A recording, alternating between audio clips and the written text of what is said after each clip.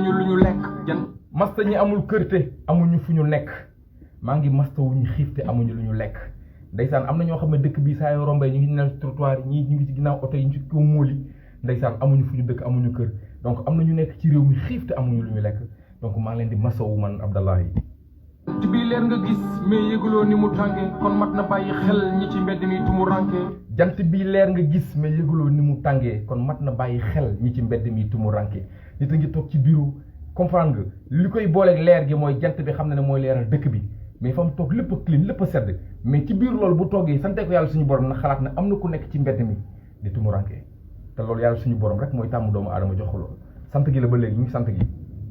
mat na bàyyi xel ñi ñu dagg seeni cër ñi feebar taw fa jóg ñi ñu génn seeni kër mat na bàyyi xel ñi ñu dagg seeni cër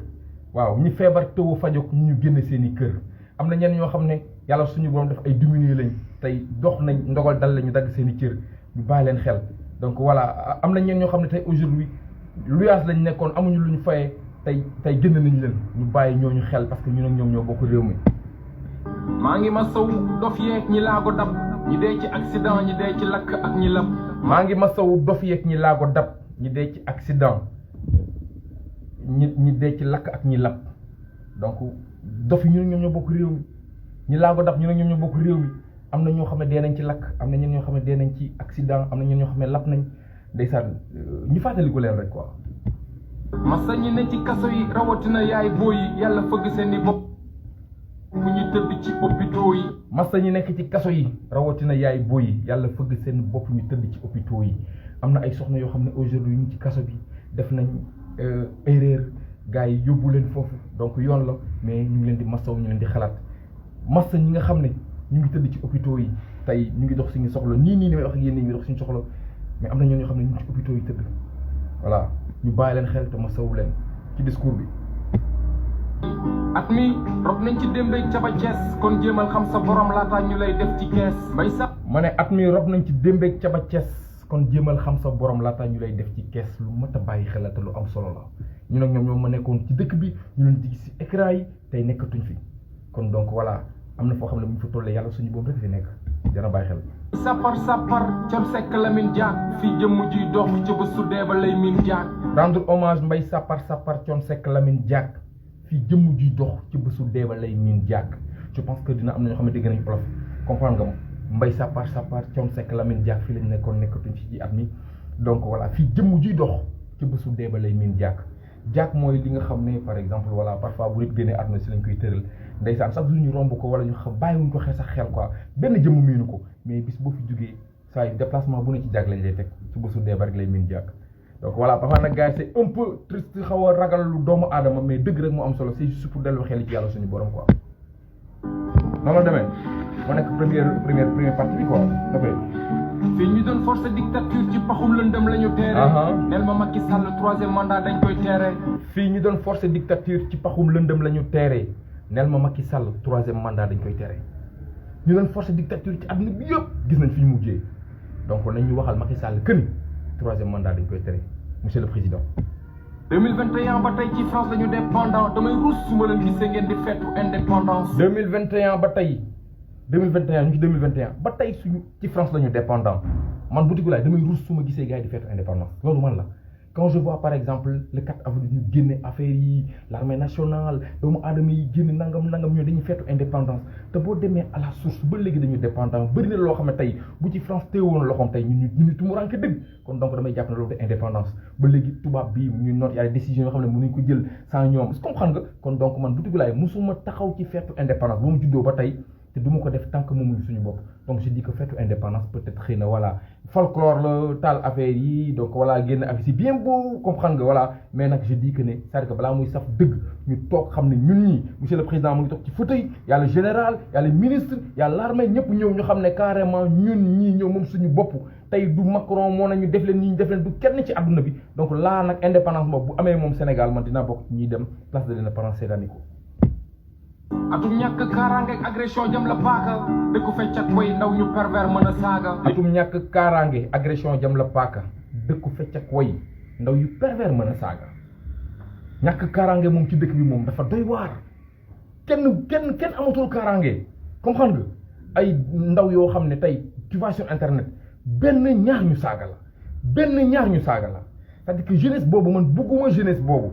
saaga bi ngay saaga à la place de saaga def ko benn commentaire bu pertinent boo xam ne bu ñu ko déggoo xam ne non vraiment jeunesse bu seen mu ngi nii comprendre nga bañ a dugg ci affaire u Abdou Diouf yooyu une jeunesse malsaine comprendre nga mais benn ñaar nga wax lu arrangé wu nit nga saaga ko ndey je suis vraiment désolé man Bouticou laay salué ma loolu mënuñu bokk ay gis-gis yi dinay waroo côté politique côté religion côté société mais bu excuse ñëw nit def benn affaire arrangé wu la nga ñëw saaga ko ndey loolu te dafa fees ci internet bi Sénégal man dama koy gis dama koy ñaawlu. lii raam te ñag ba la jëm te bu moytuwul dañ koy taal yàlla aaral réew mi ci barke Cheikh Omar Foutiyou Tall. lii raam te ñag ba la jëm te bu moytuwul dañ koy taal yàlla aaral réew mi ci barke Cheikh Omar Foutiyou Tall ñaan la te am loo xam ne mu ngi raam bu ñu ko freinéwul suba dinañu jural musiba donc man moom damay ñaan ci kilifa yi nga xam ne aujourd'hui tey liggéey nañ ba tax ñu am stabilité may ñaan yàlla aar réew mi ci barke Cheikh Omar Foutiyou Tall. le 3 mars mbubu iblis la réew mi sol ay ruuxu ñoo ci dem barsàq ci affaire de viol. je dis le 3 mars mbubu iblis la réew mi sol ay ruuxu ñoo ci dem barsàq ci affaire de viol ku ne xam ne le 3 mars je pense que suba lay am 1 an mbubu iblis la réew mi sol ay ruuxu ñoo ci dem barsàq ci affaire de viol ñu ko ni dëkk bee tàkkoon ndaw ñi fipp xol yëpp xat takk der bi dóor Macky Sall moom def pat atum. dëkk bee tàkkoon ndaw ñi fipp xol yëpp xat takk der bi dóor Macky Sall moom def pat ñu ko ne. Sonkook Adji Sarr ñaata bakkan ñoo ca rot ba tey xamuñ fu dëgg féetee lu dul néew yañ ca rob. atum Sonkook Adji Sarr ñaata bakkan ñoo ca rot ba tey xamuñ fu dëgg féetee lu dul néew yañ ca rob après nag mën nañ ci fa mooy après verbe bi. goog ñeent lañ ci ñàkk ba tey sarax yañ ci ndab rongo ñi feragul sax aji di si nab. fukk ak ñeent lañ ca ñàkk ba tey sarax yañ ci ndab rongo ñi feragul sax aji di si nab. le 3 mars passé y a des ay mbir yu xewoon ci suñu réew ñu jiiñ le président Ousmane Sonko viol ki ko jiiñ Adji Sarr la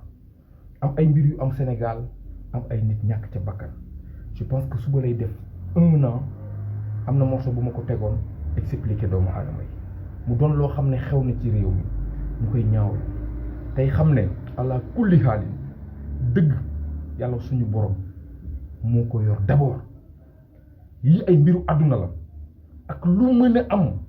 wallahi taalaay fukk ñeenti nit doomu aadama ñoo ca dem xaw ma fan la mbir yi nekkee mais ak ku mu doon bés di nga jàkkaarloog yàlla suñu borom te dëgg gu leer nañu lay doon si c'est le président Macky Sall si c'est le président Ousmane Sonko si c'est Adji Sarr man mënuma juger nit parce que du ma juger lu ma xamul lu ma maîtriser wul mais dafa doon loo xam ne ay doomu aadama dañ cee dee te ba tey dëgg gi xamuñu fi ñu féetee comprendre nga parce que dañoo nekk on est dans un pays de droit ñu bëgg yoon doxal mbir te lépp loo xam ne tey dafa lëndëm bëgg nañ yoon teg ko mu doon lu leer mu doon une justice équitable amul dama bëgg a faagaagal kii parce que sama adversaire politique la amul këni nii non lu ñu bëgg lu leer ay doomu aadama ñoo ci dee ay nit lañ woon tey nekkatuñ fi ba léegi ñun xamuñu fan la mbir yi nekkee dëgg giñ ci xam mooy doomu aadama yi ci dem bar sax ñooñu seen ruubu nekkuñ fi ñoom xam nañ ñoom ñu ngi ci kër dëgg comprendre nga mais nag tey li ñu bëgg mu leer ci askan wi ñu dem xam ne lii du lu ñu war a laam-laamee du lu ñu dëgg dañ ko war a indi ñu xam ne lii dëgg la parce que yàlla suñu borom dëgg la bëgg xaq bil xaqi dëgg ci gannaaw dëgg yi tey yàlla suñu borom bu fekkonte ne tey du waxee dëgg ñu xam ko ñun di wax dëgg ñu xam ko mais yàlla suñu borom daf ñu bind ñu créer état am yoo xam ne dañ koy doxal ngir yàlla yonent bi nous voulons une justice équitable nañu wan mbir yi ki nga xam ne moo nekkul ci yoon teg ko ci yoon ki nekk ci yoon xam ne sénégalais xam ne mu ngi ci yoon Ousmane Sonko kilifa la suñ ko jiiñee viol man boog ci li ma jàpp mooy kilifa ci boppam boo ko tegee mbir da koy topp ala kulli xaal léegi nag mbir ma ci gën a rafet mooy dañ ko jiiñ tuuma googu noonu mu fexe ba moom mu dëñ Olof Njaay nag day faral di wax ne maanaam weddi teggeewul tuuma yàgg rek moo koy teg waaye nag li ñu bëgg mooy ñu voulons une justice équitable mbir mi dañu bëgg mu leer monsieur le président de la république ñu yor justice Sénégal dañu bëgg lii mu leer comprendre nga parce que ay doomu aadama ñoo ci dee yàlla na yàlla suñu borom mi dara tëwul te lu mu leeral mu leer yàlla na yàlla leeral mbir yi ñu ci jugee dem bar sax yàlla na yàlla suñu borom voilà yërëm leen taxaral leen ci àjjana firdawsi on continue.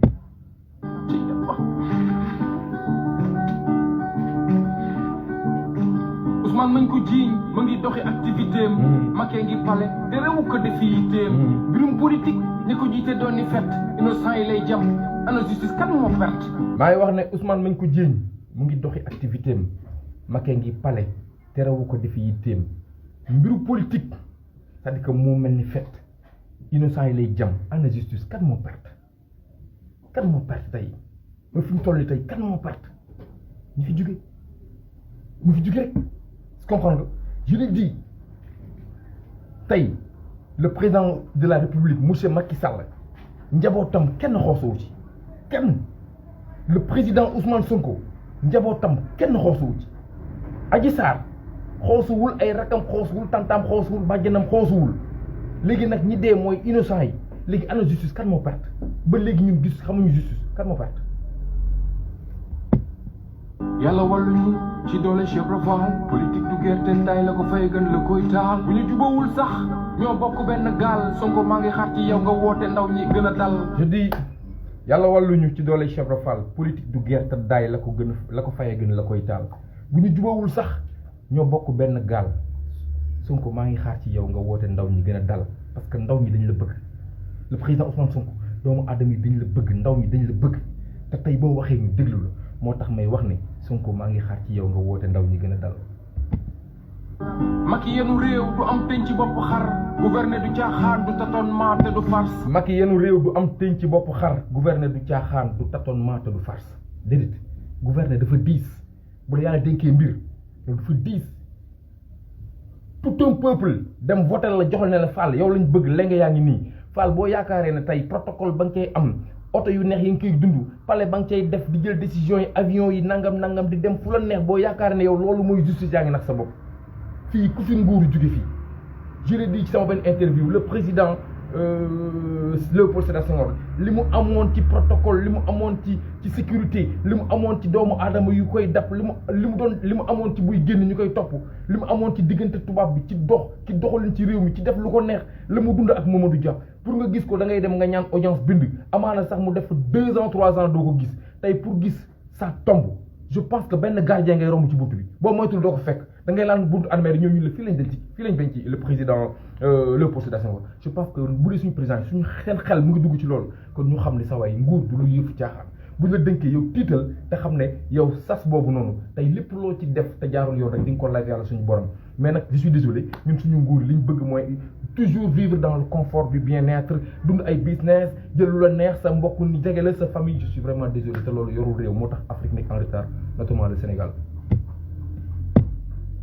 bokkul ci démocratie tere ñi seen droit de marche politique bu ëmbee fenn wasin ayub 3 mars. bokkul ci démocratie